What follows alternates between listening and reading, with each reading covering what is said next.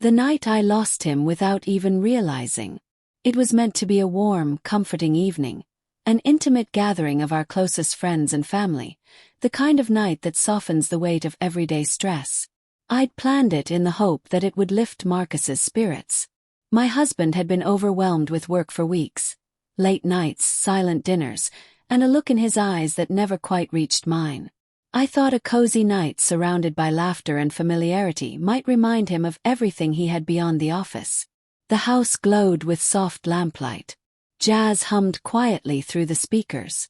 Wine flowed, glasses clinked, and laughter curled through the air like incense. For a moment it all felt right. As the night wore on, a small circle of us settled into the living room. The stories began. Light-hearted, nostalgic, tinged with the gentle mockery only close friends dare to offer. Someone brought up Marcus's recent debacle with a DIY coffee table, how the instructions had defeated him for hours. I added a few playful flourishes to the tale, expecting nothing more than a good laugh. People chuckled. More anecdotes followed. How Marcus talked to our dog as if it were a tiny human, how he'd always forget the laundry or leave coffee mugs scattered around the house. It was the kind of teasing couples often endure. Affectionate, familiar. Or so I thought. I glanced at Marcus now and then. He smiled once or twice, but it never quite touched his eyes. He remained quiet, his hands still, his posture too composed. He wasn't angry, not obviously, but he wasn't present either. I chalked it up to work fatigue and turned my attention back to our guests, unaware that something far deeper was unraveling. Later, when I noticed he had slipped away, I assumed he'd gone to the kitchen or stepped outside for air. The night carried on without him. Guests said their goodbyes. The music dimmed. The house slowly emptied. But Marcus never returned. I checked our bedroom. His phone, keys, and wallet gone. A sudden unease coiled in my stomach. I tried calling, but it went straight to voicemail. Still, I convinced myself he needed space, that he'd come home by morning. He didn't. Instead, I woke to a message. Plain, emotionless, and devastating in its clarity.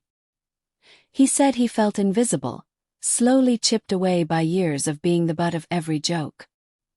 He said he was exhausted, tired of pretending it didn't sting when I joined in, when I didn't notice, when I didn't stop it.